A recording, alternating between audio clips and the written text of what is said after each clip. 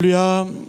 오늘도 주님의 사랑과 은총이 우리 함께 예배드리는 모든 분들 위해 충만하시기를 축복하며 기원합니다. 우리 함께 말씀 제목 따라합니다. 착하고 좋은 마음. 착하고 좋은 마음이라는 제목으로 함께 말씀의 은혜를 나누겠습니다. 오늘 씨 뿌리는 비유입니다. 씨 뿌리는 비유인데 오늘 우리가 성경을 읽었지만 검은 글씨가 있고 빨간 글씨가 있습니다. 그죠? 왜 이렇게 구분해 놨을까요? 빨간 글씨는 예수님이 직접 하신 말씀입니다. 그래서 오늘 씨 뿌리는 비유는 예수님께서 직접 주님의 음성으로 제자들에게 물에게 가르친 말씀이 바로 오늘 씨 뿌리는 비유의 말씀입니다. 오늘 씨 뿌리는 비유는 우리 인생에서 무엇이 중요한지를, 뭐를 꼭 붙들고 나가야 되는지를 잘 보여주고 있습니다. 여러분, 많은 사람들은 이 땅에 살아갈 때 환경이 중요하고 조건이 중요하고 또 부모로 물려받은 DNA, 유전자, 금수저, 운수저, 여건이 좋아지면 풀린다라고 생각을 하는데, 그래서 많은 사람들은 이 조건을 좋게 하기 위해서 스펙을 쌓기도 하고 또 노력을 하기도 합니다. 물론 맞는 말입니다. 그러나 맞는 말은, 완전히 맞는 말은 아니라는 거예요. 인생은 조건 싸움이라고 생각하지만 그것이 아니라는 겁니다. 잘 보세요. 좋은 사람도 망합니다. 그렇잖아요? 반대로 아무리 조건이 험악해도 일어서고 승리하는 사람이 있어요. 그래서 우리 인생은 어떤 조건과 환경에서 좌우되는 것이 아니라 그럼 무엇에 달려있냐? 마음에 달려있다는 거예요. 마음. 핵심은 마음입니다. 우리말에도 그런 말이 있죠. 세상 만사 뭐에 달려있다? 마음 먹기에 달려있다. 마음 먹기에 달려있다. 여러분, 믿지 않는 사람들도 세상 사람들 얘기합니다. 세상 만사, 세상의 모든 일은 다 뭐에 달려있다? 조건, 환경, 이게 아니라 마음 먹기에 달려있다. 그게 마음이 중요하다는 거예요. 잠언서 4장 23절에 보니까 이렇게 말씀합니다. 모든 지킬 만한 것 중에 더욱 내 마음을 지키라. 생명의 근원이 이에서 남이니라. 우리가 지킬 게 많잖아요. 건강도 지켜야 되고, 명예도 지켜야 되고, 권력도 지켜야 되고, 돈도 지켜야 되고, 지킬 것이 참 많은 세상 가운데 하나님은 뭐라고 말씀하냐? 더욱 내 마음을 지키라. 왜? 이 마음에서 생명이 나오기 때문에 마음을 지키라는 거예요. 여러분, 마음 지키기를 간절히 축복합니다. 마음이 중요한 거예요. 그래서 세상 만사, 죽고 사는 것 뭐에 달려있다? 성경에서는 마음에 달려있다라는 거예요. 여러분, 불교학자들이 이야기하기를, 불교도 어찌 말하면 마음 공부라 그랬죠. 마음 공부. 심학, 마음 공부라 그랬죠. 모든 종교가 마음을 중요하게 다루고 있습니다. 오늘 예수께서 직접 비유로 말씀하셨는데, 우리는 씨 뿌리는 비유로 잘 알고 있는데, 엄밀히 말하면 이 비유는 씨 뿌리는 비유라기보다는 마음밭의 비유예요. 마음밭의 비유. 이 씨는 하나님의 말씀이잖아요. 농부가 하나님의 말씀 씨를 뿌리는 거예요. 그러면 이 밭에 따라서 열매를 맺기도 하고 맺지 못하기도 한다라는 거예요. 그래서 씨도 중요하지만 더 중요한 건 뭐다? 그 씨앗을 받는 마음이 중요하다는, 마음밭이 중요하다는. 그래서 오늘 말씀을 보게 되면 뭐냐? 바로 이 우리의 마음이 그만큼 중요하다는 거예요. 여러분, 마음이 왜 이렇게 중요할까? 왜 중요하냐 하면 하나님도 우리의 마음을 어떻게 할 수가 없어요. 감화 감동을 주시지만은, 성령께서 우리에게 감화 감동 주시지만은, 그러나 결정하는 건 우리가 결정하는 거예요. 왜? 이걸 우리가 뭐라고 말해요? 인간의 자유의지라고 말하는 거예요. 하나님께서 우리를 창조하실 때 하나님의 주권으로 우리를 창조하셨거든요. 근데 그냥 창조하신 것이 아니라 목석, 로봇처럼 그냥 생각 없이 창조하신 것이 아니라 우리 인간에게 생각을 주시고 자유의지를 주셨어요. 그래서 우리가 마음대로 자유의지를 갖고 사는 겁니다. 그래서 하나님도 어찌 보면 우리에게 때로는 감동도 주시고 계시도 주시고 은혜도 주시지만은, 그러나 우리 마음 먹기에 달렸다라는 거예요. 마음 먹기에. 그래서 성경은 뭐라고 말씀해요? 하나님께서 마음까지 다 조정하시면 되지. 그게 아니라는 거예요. 그래서 마음 지키는 것은 우리가 할 일이라는 거예요. 그래서 여러분, 신명기에 보면 모세가 그토록 외쳤던 게 뭡니까? 내가 오늘날 생명과 저주와 복과 화를 내 앞에 두었다. 너희들 앞에 두었다. 너희들 어떻게 하라? 선택하라. 뭘 가지고? 마음을 가지고, 자유의지를 가지고 선택하라는 거예요. 그래서 우리 여러분 마음이 어떻게 먹냐에 따라서 내가 복된 길을 걸어가느냐 아니면 사망의 길을 걸어가느냐 그것에 달려있다라는 겁니다. 그래서 이 마음이 참 중요합니다. 뭐 예전에도 말씀드렸잖아요. 철학자 샤르트르가 인생이 뭐냐고 물으니까 뭐라 그랬다 그래요? 인생은 B와 D 사이의 C다. B는 뭐예요? 벌써 태어남. D는 데스, 죽음. C는 뭐예요? 우리가 초이스 하잖아요. 그죠? 생명은 인생은 뭐다? 태어날 때부터 죽을 때까지 선택하는 과정이라는 거예요. 선택이 그만큼 중요하다는 거예요. 그래서 우리가 어떤 마음을 가지고 어떻게 선택하며 살아가냐에 따라서 우리 인생의 승패가 결정된다는 거예요. 그래서 여러분 오늘 주님께서 이 씨 뿌리는 비유를 해석하시면서 뭐라고 말씀하시냐? 착하고 좋은 마음이라고 말씀해요. 15절에 보니까 15절 같이 한번 읽어볼까요? 15절 말씀 시작. 좋은 땅에 있다는 것은 착하고 좋은 마음으로 말씀을 듣고 지키어 인내로 결실하는 자니라. 그래서 오늘 말씀의 제목을 착하고 좋은 마음. 이 착하고 좋은 마음이 있으면 8절에 보니까 100배의 결실을 맺는데 100배의 결실을 맺는데 그럼 우리가 어떻게 하면 착하고 좋은 마음을 가지고 있을까? 오늘 말씀을 통해서 함께 생각해 보도록 합니다. 100배 결실을 맺 100배. 그래서 100배가 참 중요해요. 100배. 여러분 자식들 낳으면 이름을 100배로 지으세요. 성경적인 이름이 100배. 저도 애 하나 더 낳으면 최100배라고 지을 것 같아요. 아니 뭐 만배도 있는데 만배. 뭐 텔레비에 나오는 김만배도 있잖아요. 그죠? 만배도 있고. 제 후배 가운데 100만이 있어요. 김백만. 제가 아는 장로님 가운데 이름이 심옥조가 있어요. 심옥조. 무슨 생각으로 그렇게 쳤는지 모르겠지만 어쨌든 우리는 이 100배 착하고 좋은 마음 100배 결실 이것만 기억하시면 됩니다. 자, 첫 번째 우리가 볼 것은 이 길가, 이 씨앗이 길가에 떨어집니다. 길가에 떨어졌어요. 우리 5절 말씀 같이 한번 읽어볼까요? 5절 말씀 시작. 씨를 뿌리는 자가 그 씨를 뿌리러 나가서 뿌릴새 더러는 길가에 떨어짐에 밟히며 공중의 새들이 먹어버렸고. 씨를 뿌리는 자가 그 씨를 뿌리러 나가서 뿌리는데 더러는 어디예요? 길가에 떨어졌다는 거예요. 길가에 떨어지니까 밟히기도 하고 또 새들이 와서 집어서 삼켜버리는 거예요. 자, 우리가 먼저 생각할 게 있어요. 어떤 바보가 길가에 씨를 뿌릴까? 여러분 같으면 길가에 씨를 그 아까운 씨를 길가에 뿌리겠어요? 근데 이 고대 근동지방의 그 당시의 농사법을 우리가 보게 되면 이해가 돼요. 우리는 어떻게 씨를 뿌립니까? 밭에 고랑을 잘 파가지고 땅을 파고 뒤집어 엎은 다음에 거기다 씨를 뿌리잖아요. 그죠? 그 씨가 잘 자라는 거예요. 근데 그 당시에 팔레스타인 지역의 농사는 달라요. 먼저 씨를 뿌려놔. 뿌려놓은 다음에 그 다음에 밭을 가는 거예요. 좀 다르죠? 완전히 반대죠? 그래서 게으른 사람은 어떻게 씨를 뿌리냐 하면 이 낙이나 이 소에다가 그 씨앗 푸대자루 올려놓습니다. 그리고 그 뒤에다 구멍을 내. 구멍을 내면 어떻게 나귀가 돌아다니면서 씨를 뿌리고 다니는 거예요. 그렇지는 누워서 자면서 나귀가 다 뿌려. 그러니까 나귀가 씨를 뿌리니까 어떻게 더러는 길가에도 부러지고 덜밭에도 떨어지고 가지던벌에도 떨어지고.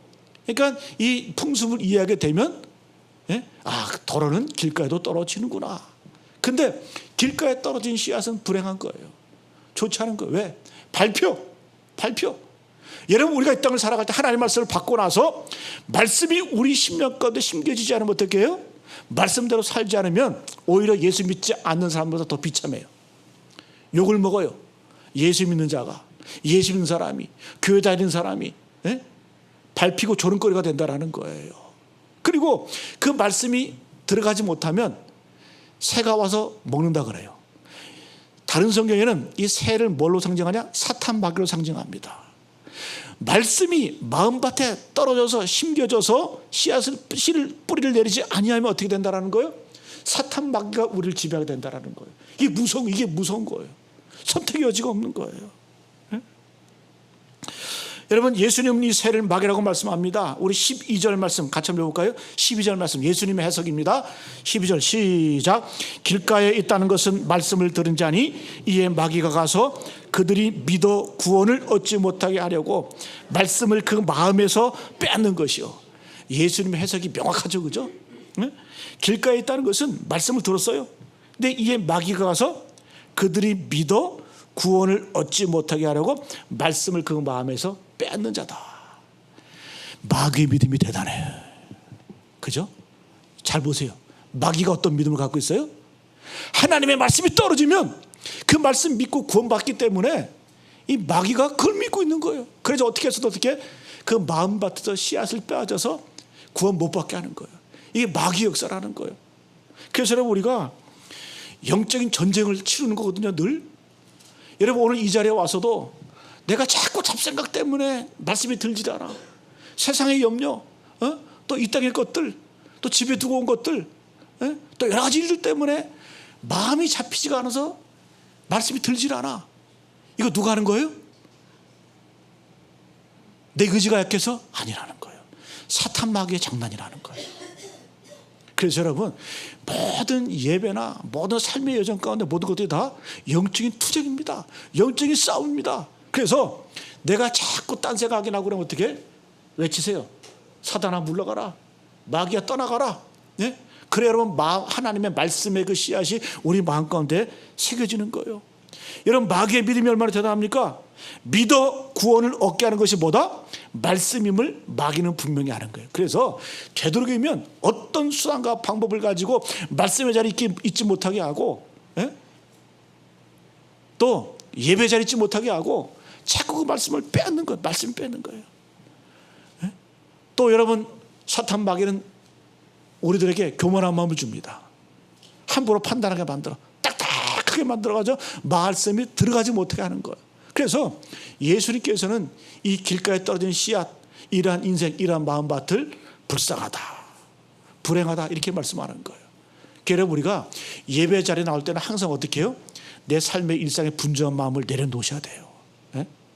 예배는 준비하고 드리는 거예요. 최소한 우리가 예배 전에 10분, 20분 전에 와서 어떻게 해요? 기도로 준비하고, 하나님 오늘 예배를 통해서 하나님 영광 받아주시고, 내 마음밭에 하나님 말씀이 떨어질 때에 착하고 좋은 마음을 가지고 그 말씀이 100배의 결실을 맺기를 원합니다. 오늘 이 누가복음에는 100배만 나와요. 다른 마태복음과 마가복음은 30배, 60배, 100배가 나오는데 아예 누가복음은 단도직입적으로 그냥 노골적으로 100배의 복을 받는다. 착하고 좋은 마음을 가질 때. 그래서 우리는 마음싸움이라는 거예요. 그래서 여러분, 예배 자리에 나올 때는 분주 마음은 내려놓고 주 옆에 집중하시기를 축복합니다. 네? 근데 우리 예수 믿는 사람들 이게 잘 안 돼. 한국 사람들 특히 잘 안 돼. 늘 분주해, 늘 급해. 그러니까 외국 사람들이 놀라는 게 있다 그러잖아요. 뭘 놀라냐 하면 그 기다리지를 못한대요. 그 엘리베이터를 타면은 닫힘 버튼이 없는 걸 견디지를 못한대. 그 닫힘 버튼이 있어도 다른 것들은 글자가 선명한데 닫힘 이 글자는 다 지워져 있다는 거예요. 하도 눌러대가지고 그렇게 급하다는 거예요.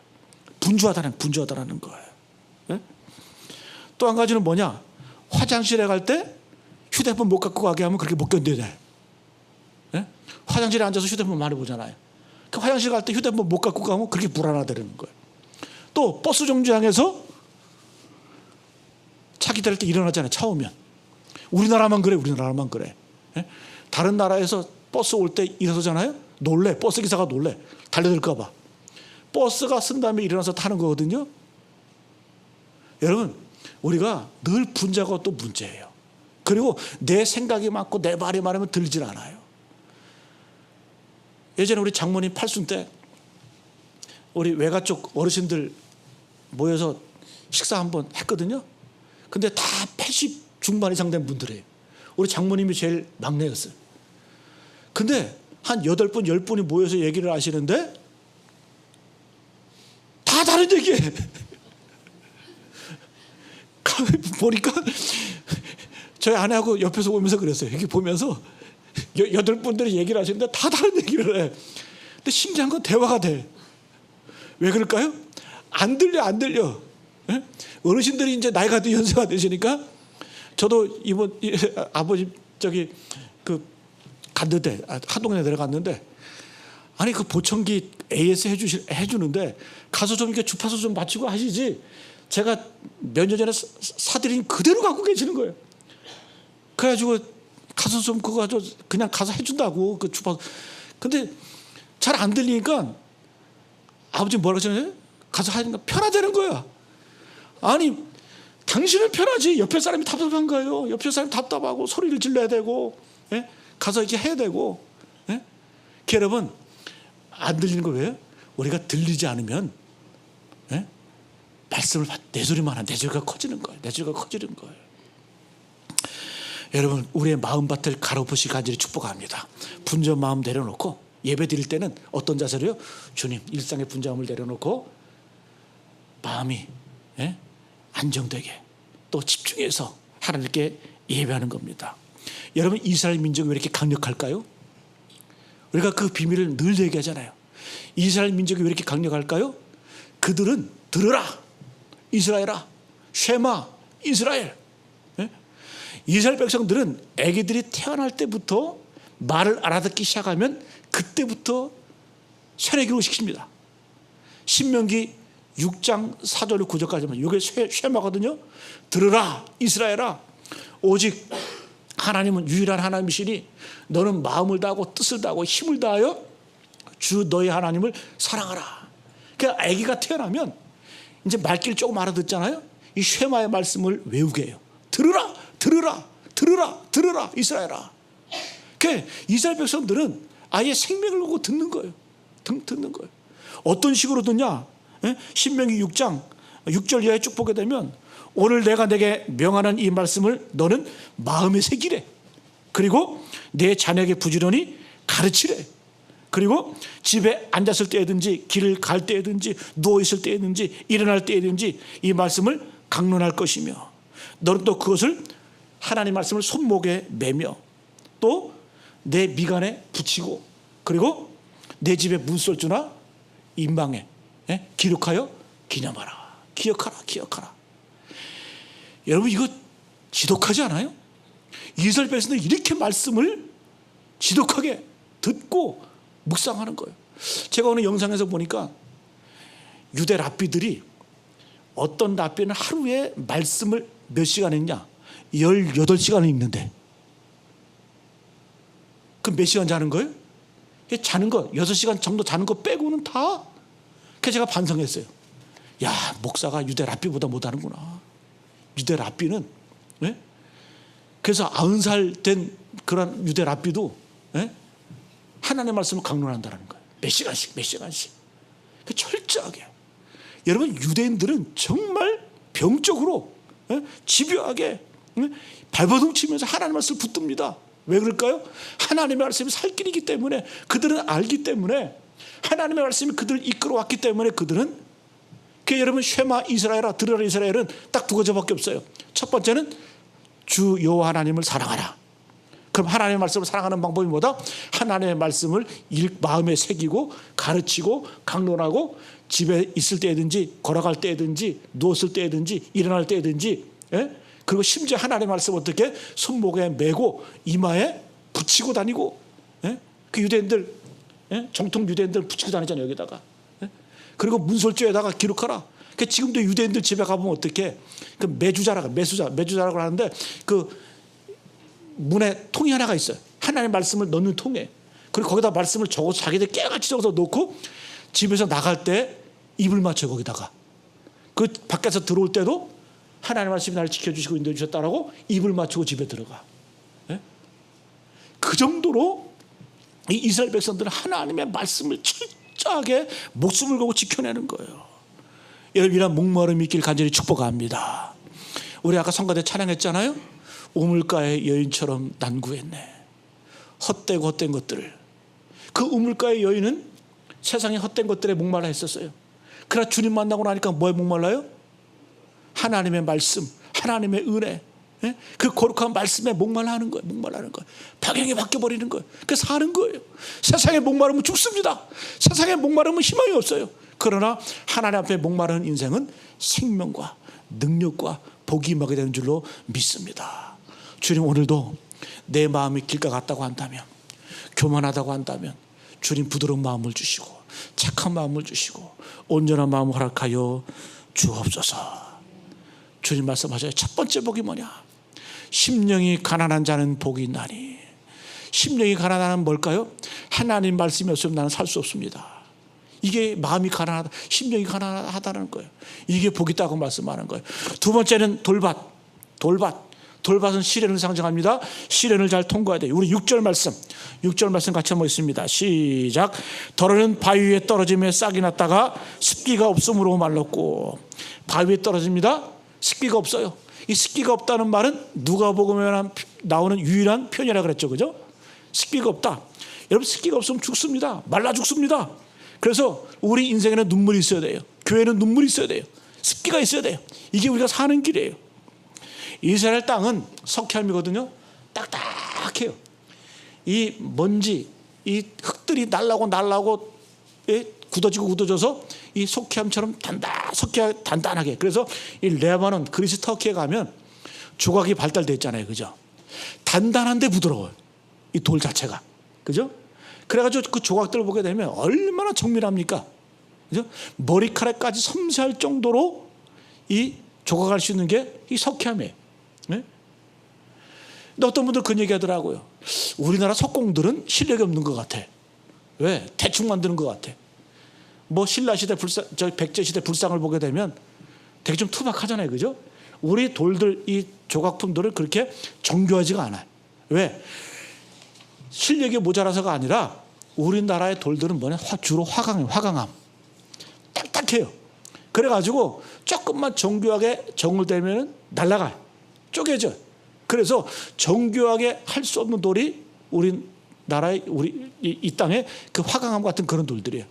근데 이 레바논이나 이스라엘이나 터키나 그리스 같은 데는 이 돌들이 석회암처럼 딱딱하지만 부드러워요. 그 정교한 조각이 잘 됩니다. 예? 단단한데 잘 부서지지가 않아요.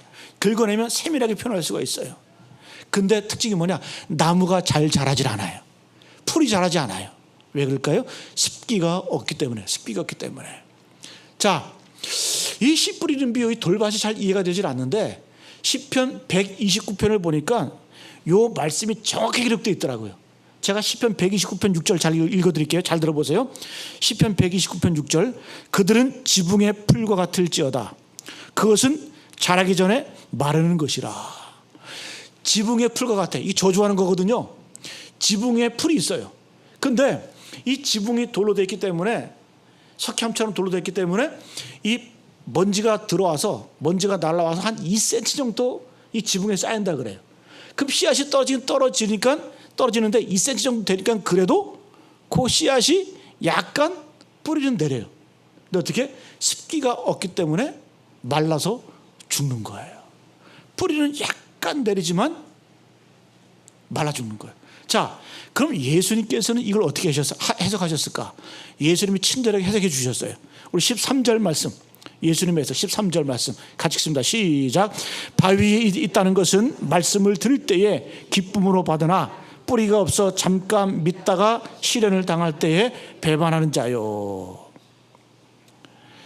여러분, 뿌리는 언제 자랄까요? 기쁠 때? 형통할 때? 아니에요. 주님이 뭐라고 말씀하냐? 이 씨앗은 언제 뿌리 내리고 자라느냐? 기쁘고 형통할 때가 아니라 시련이 올 때에. 시련이 올 때 그때 자란다는 거예요. 시련이 오고 고난이 오면 그 믿음을 알 수 있다는 거예요. 시련과 고난이 올 때에 맥없이 넘어지는, 오늘 말씀처럼 배반하는 자, 이런 자가 있다는 것이고, 그러나 시련이 와도 그 시련을 참고 견디고 인내하면서 열매를 맺는 사람이 있다는 거예요. 그래서 여러분, 이 시련은, 고난은 우리의 믿음을 시험하는 리트머스. 우리가 옛날에 리트머스지 갖고 막 해봤잖아요, 그죠? 시험을 나쁜 게 아니라는 거예요. 이 시험 테스트를 통해서 우리의 믿음이 어떠한지를 알 수 있는 것이 바로 시련과 고난이라는 거예요. 여러분, 이 땅에 살아갈 때 시련과 어려움이 있습니까? 믿음 지키기를 축복합니다. 그게 시험이에요. 그걸 통과해야 돼요. 그래야 우리 삶에 100배의 결실을 맺어지게 되는 거예요. 여러분, 말씀으로, 성령으로 여러분들의 마음밭을 일궈내시길 간절히 축복합니다. 그러면 여러분들 하나님의 말씀과 성령으로 여러분들의 심령의 밭이 새로워지면 여러분들의 말씀의 씨앗은 뿌리가 내려서 돌도 뚫고 나가는, 사진 같은 데 보니까 그 앙코르와트 사원 같은 데 보니까 그 나무가 막 엄청나게 큰데 밑에 보니까 돌을 그냥 뚫어버렸어요. 돌을 뚫어버렸어요. 바위를 뚫어버렸어. 야, 신기하더라고요. 사진으로만 봐도 은혜가 되더라고요. 왜? 이 나무 뿌리가 아무것도 아닌 것 같은데, 와, 그 막 그냥 막 성, 벽, 돌, 바위 이런 것들을 막 깨트려버리고 파고 들어가 보더라고. 말씀의 파고 이런 능력이 있다라는 거예요. 여러분, 그래서 시련과 고난, 절실함이 있을 때, 여러분 농작물도 그렇잖아요. 농작물도 땡볕이 내려칠 때, 비가 올 때 그걸 견디고 나서 열매를 맺는 거거든요. 여러분 돌밭 같은 그러한 삶의 환경이 있다 할지라도 잘 통과하셔서 승리하시기를 간절히 축복합니다. 세 번째는 이 가시떨기에 떨어집니다. 가시떨기. 이 가시떨기에 떨어지는 다는 의미는 뭐냐? 세상에 여러 가지 유혹이 있다라는 거예요. 유혹이 있다라는 거예요. 우리 7절 말씀, 7절 같이 한번 읽습니다. 시작. 더러는 가시떨기 속에 떨어짐에 가시가 함께 자라서 기운을 막았고, 더러는 가시떨기 속에 떨어짐에 가시가 함께 자라서, 함께 자란대. 그러니까 하나님의 말씀이 우리 밭에 떨어지면 하나님의 말씀만 뿌리들이고 자라는 것이 아니라 가지도 같이 자라더라. 가시떨기도 같이 자라는 거예요. 또 심지어 이 가시떨기가 기운이 세거든요. 그래서 이 열매를 맺지 못하게 하는 게 이 가시떨기 역할이에요. 해석을 하면 뭘까요? 양다리, 유혹의 유혹. 세상에도 발을 걸치고 하나님의 말씀에도 발을 걸치고, 이것이 유혹이라는 거예요. 유혹이라는 거예요. 예? 여러분, 우리가 처음 예수 믿을 때는 주님만으로 만족합니다. 주님만이 나의 소망입니다. 주님만 있으면 됩니다. 그런데 어떻게 돼요? 조금만 뭔가 되면 선줄로 생각하잖아요. 착각하잖아요. 그때 주님 뭐라고 말씀해요? 넘어질까 조심하라. 늘 우리가 마음을 잘 다스려야 돼요. 넘어질까 조심하라는 것, 넘어지는 거예요. 예? 그래서 여러분, 음행과 사치, 계시록에 보면 이걸 유혹을 뭐라고 표현하냐? 음행과 사치를 표현해요. 음행은 뭐예요? 음행은 하나님 없는 만족을 음행이라고 말해요. 사치는 뭘까요? 자꾸 더 만족하지 못하고 더 결국 뭐가 중독이 되는 거예요. 세상의 욕심이 바로 이렇다. 더 조금 더. 예수님은 이걸 어떻게 해석하셨을까? 14절 예수님의 해석을 봅니다. 14절 같이 한번 있습니다. 시작. 가시떨기에 떨어졌다는 것은 말씀을 들은 자이나 지내는 중 이생의 염려와 재물과 향락에 기운이 막혀 온전히 결실하지 못하는 자요. 말씀을 듣긴 들어요. 그러나 말씀을 들어도 이생의 염려, 또 재물의 유혹, 또 그리고 향락, 이것의 기운에 딱 막혀버리니까 하나님의 말씀이 자라지 못하는 거예요. 여러분, 우리 신앙을 한번 점검해 보세요. 놀기 좋아하면, 예수 믿어도 여전히 놀기 좋아하면은 신앙 잘하지 못해요. 네? 그래서 목사들도 운동을 해도 또 뭔가 취미 생활이 있어도 적당히 해야 돼. 적당히. 네? 우리 예수 믿는 사람들도 마찬가지예요. 어떤 취미 생활이 있고 어떤 내가 재밌고 즐기는 게 있어요. 그러나 어떻게 돼요? 적당히. 취미는 취미일 뿐이에요. 그 다음에 여러분, 세상의 염려, 헬라어로 염려는 메림나오의 뜻이 뭐냐면 갈기갈기 찢어버리다. 우리가 걱정 의심하게 되면 어떤 마음이 있어요? 내 마음이 찢어지는 걸 경험하게 되잖아요. 그죠? 이상의 염려가, 두려움이 바로 우리 마음을 이렇게 만든다라는 거예요. 예? 뜻을 세우지 못하게 한다는 거예요. 공자 논어에 보면 그런 말 하잖아요. 30에 1입. 뜻을 세운다. 예? 30에 뜻이 세워집니까? 생각이 가장 많을 때가 30대예요. 40, 뭐라 그래요? 불혹. 유혹이 없다? 유혹이 없습니까? 40대 잘못되는 경우가 제일 많아요. 유혹이 제일 많아. 50, 지천명. 하늘의 뜻을 안다? 알긴 뭘 알아요? 50이 넘어도 제가 50 넘어보니까 헷갈려. 인생 잘 모르겠어요. 점점 잘 모르겠어요. 지천명은커녕 내 자신도 잘 모르겠어요. 60에 이순, 귀가 순해진다. 여러분 귀가 순해져요? 제일 많이 삐질 때가 60대예요. 제일 오해가 많고 편견이 많을 때가 60대예요. 귀가 순해지기는커녕 귀가 척박해져요. 70에 종심소욕, 불유구. 내가 내 마음에 따라가는 걸 해도 세상과 어긋나지 않는다. 그런 뜻이죠. 그죠? 그렇습니까? 70이 넘어서 노역이 많은 사람 좀 많이 봤어요. 공자가 그럼 왜 이런 말을 했을까? 공자는 이 나이가 되면 이렇게 된다라는 걸 얘기한 게 아니에요. 제가 보기에는. 공자는 이 나이대에 이것이 가장 힘들다라는 거예요. 30대에 뜻을 제기가 가장 힘들고 40대에 유혹을 견디기가 제일 힘들고 50대에 하늘 뜻을 알기가 제일 힘들고 60대에 귀가 순해지는 게 제일 어렵고 70대에 내 마음을 정리하는 게 쉽지 않다라는 거예요. 이것은 뭐냐? 이렇게 된다라는 게 아니라 이렇게 되면 얼마나 좋을까? 이거는 이 공자가 우리의 바람을 어떻게 보면 이 비유적으로 이야기했다라는 거예요. 이렇게 돼야 되는데 이렇게 안 되네. 여러분 가시떨기라는 건 뭘까요? 가시떨기. 가시떨기는 예수님께서 말씀 해석해 주고 계세요. 이생의 염려, 재물의 유혹, 향락 이런 것들 따라가면 절대 신앙에 자라지 못한다는 거예요. 뿌리내지 못한다는 거예요. 이거 어떻게 하라? 제거하라는 거예요. 제거하라는 거예요. 말씀과 성령의 능력으로 제거하라는 거예요.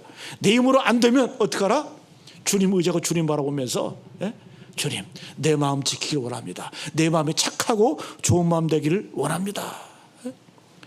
여러분 사도 바울은 재물에 대해서 뭐라고 말씀해요? 디모데전서 6장 17절 말씀. 내가 이 세대에게 부한 자들을 명하여 마음을 높이지 말고 정함이 없는 재물에 소망을 두지 말고. 부한 자들에게 경고하는 거예요. 정함이 없는 재물에 소망 두지 말라. 재물이라는 게 뭐다? 정함이 없다는 거예요. 여기 갔다 저기 갔다 돌고 돌아서 돈다 그래서 돈 아니에요? 그래서 이 돌고 도는 것에 소망 두지 말고 어떻게 오직 우리에게 모든 것을 후히 주사 누리게 하시는 하나님께 두라. 소망을 얻으라 하나님께 두라고 말씀하고 계십니다. 여러분 돈에 소망 두지 마세요. 어떤 분은 그러더라고요. 우리 집은 돈이 없지 다 건강해. 그게 복이에요. 그게 복이에요. 그게 진짜 복이에요. 그죠? 저 돈 많은 분들 봤거든요. 주체를 못할 정도 돈이 많아. 근데 어디 가 있냐? 서울대학병원에 가 있어. 얼마 안 남았대. 그게 복이에요? 재물에 소망 두지 말라는 거예요. 하나님께 소망 두라는 거예요. 여러분 오늘 가시떨기는 주님 명확하게 말씀하시죠. 세상의 염려 제거하시고 이생의 재물의 유혹들 떨쳐내버리시고 향락 쫓지 마시고 하나님의 은혜를 구하시길 간절한 마음으로 사모하시기를 간절히 축복합니다. 마지막 좋은 땅 짧게 보도록 하겠습니다. 좋은 땅 우리 8절 같이 한번 8절 있으면 8절 말씀 시작. 더러는 좋은 땅에 떨어짐에 나서 100배의 결실을 하였느니라. 이 말씀을 아시고 외치시되 들을 귀 있는 자는 들을지어다. 좋은 땅에 떨어짐에 100배의 결실을 맺었다. 여러분 100배 하면 생각나는 게 뭘까요? 저는 100배 하면 창세기에 이삭이 생각이 나. 창세기 26장에 보게 되면 이 이삭이 블레셋 땅에 가서 농사를 졌거든요. 땅을 빌려가지고 농사를 졌는데 성경 창세기 26장 12절에 보게 되면 이삭이 그 땅에서 농사하여 그 해에 어떻게 100배를 얻었다. 100배. 그러니까 100배 축복은 어디부터 시작되는 거예요? 이삭부터 시작되는 거예요. 이삭이 농사를 졌더니 100배 축복을 받고 거부가 되었어. 예? 그러면 이 이삭이 100배 축복을 받았다는 얘기를 보게 되면 우리가 다시 한번 좀 더 깊이 생각해 보면 이삭의 마음이 착하고 좋은 마음이기 때문에 100배의 복을 받은 거 아니겠어요? 그죠? 반대로 생각하면. 자, 그러면 우리가 창세기 26장을 보게 되면 이 이삭의 마음은 어떤 마음이었을까? 우리가 분석을 해봐야 돼. 이삭의 마음은 착하고 좋은 마음이었는데 하나님만 바라보는 마음이었어요. 어떻게 할 수 있냐? 자, 100배의 복을 받습니다. 그리고 이 이삭이 그때부터 우물을 파는 거예요. 왜? 이 광야 사막에서는 우물이 생명이거든요. 그 우물을 파니까 블레셋 사람들이 와서 빼앗는 거예요. 예? 빼앗아. 그때 이삭은 어떻게? 줘버리고 그냥 가버려. 이까짓 거 니들 가져라. 그래서 그 이름을 에색 그래. 에색. 다툼. 그 다음에 또 가서 우물을 팠네. 우물을 파니까 또 블레셋 사람들이 와서 빼서 그래 이거 먹고 떨어져라. 예? 그래서 이름은 신나. 신나. 예? 이거 좀 더 큰 싸움이었던 것 같아. 신나. 그 다음에 르호봇에 가니까 또 우물을 파자마자 또 물이 터져 나오네. 그때는 블레셋 사람들이 괴롭히질 않아. 야, 저서 건드리면 안 되는구나. 가는 곳마다 파는 곳마다 번성하는 거예요. 안주할 수 있어요. 그러나 이 이삭은 르호봇을 버리고 하나님의 땅으로 브엘세바로 갑니다. 이게 이삭이에요. 이삭. 성경을 보게 되면 이삭은 별다른 특징이 없어요. 아브라함처럼 뭐 개척하는 믿음도 없고 야곱처럼 재밌는 믿음도 없는데 이삭은 그냥 평범한 것 같은데 100배의 복을 받고 하늘마다 잘 돼. 그는 되려고 하지 않아. 그냥 되어지는 거예요. 왜 그럴까? 여러분 이삭의 마음을 주목하시길 축복합니다. 이삭의 마음은 에색, 신나, 르호봇 이 땅의 것에 마음 뺏기지 않고 그냥 줘버리는 거예요. 가지려고 하면 줘버리고 다른 데 가서 파면 되지. 그러니까 하나님이 만들어주시는 인생, 하나님으로 인해서 되어지는 인생을 사는 거예요. 여러분 인생은 두 가지 방법이 있어요. 내가 되려는 인생이 있어요. 잘 안 돼. 힘들어. 두 번째는 되어지는 인생이 있어요. 하나님 인도하시면 되는 거예요. 저는 그런 거 많이 보거든요. 어떤 사람은 머리도 똑똑하지 않아. 재능도 없어. 스마트하지도 않아. 근데 하는 일마다 잘 돼. 그거 왜 그럴까? 목사는 묵상을 하면서 분석을 하잖아요. 그 삶을 듣다 보면서 마음이 좋아. 마음이 좋아. 자기 모자인 줄 알아. 부족한 줄 알아. 그래서 주님만 의지해. 주님만 알아라. 주님만을 소망해. 그거 되더라고요. 근데 어떤 사람은 정말 스마트해. 똑똑해. 너무 잘 알고 모르는 게 없어. 근데 안 돼. 잘 보니까 마음밭이 안 좋아. 마음밭이 안 좋아. 여러분 이삭 100배 결실 그 마음의 태도를 읽으시길 간절히 축복합니다. 오늘 여러분 씨 뿌리는 비유, 달리 말하면 마음밭의 비유, 예수님이 직접 하신 말씀이에요. 또 마태, 마가, 누가복음, 세복음서에 똑같이 기록된 말씀이에요. 그만큼 중요하다는 거예요. 중요하다는 거예요. 여러분 착하고 좋은 마음, 이 마음밭을 가꾸시길 간절히 축복합니다. 그래 하나님의 말씀이 떨어질 때에 변화먹고 충성하는 그 마음이 착하고 좋은 마음이거든요. 이삭처럼 100배의 결실을 맺어가는 우리 모두 되시기를 간절히 축복합니다.